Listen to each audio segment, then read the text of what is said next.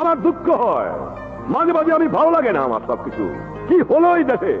মানুষ এত লোভী হবে কেন? সম্পদ নিয়ে তো কবরে যাবে না, সম্পদ তো পড়ে থাকবে, এদের তো মরতে হবে একদিন। সেই সামান্য জায়গা আর এক গজ কাপড় ছাড়া তো কিছুই সঙ্গে নিতে পারবে না। তারপরে কেন চুরি করবে? তারপরে কেন ঘুষ খাবে? তারপরে কেন দুর্নীতি করবে?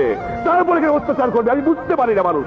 যাই হোক, চোরা নাহি শুনে ধর্মের কাহিনী, তাই চোরাদের একটু দমন করতে হয়। দমন করতে হবে, উপায় নাই। 6.5 কোটি মানুষের চোখের দিক থেকেই তাদের দমন করতে হবে। আমি বোধহয় মনে করছি আমি দয়ালু মানুষ। বঙ্গবন্ধু স্লোগান দেয়, বঙ্গবন্ধু কঠোর হও।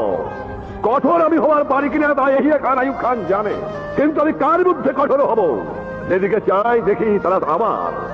কিন্তু এর মধ্যেও যারা চোর, যারা বদমাশ, যারা গুন্ডা, যারা ঘুষখোর, যারা দুর্নীতিবাজ, তাদের উপরে আমার কোনো দয়া মায়া নাই।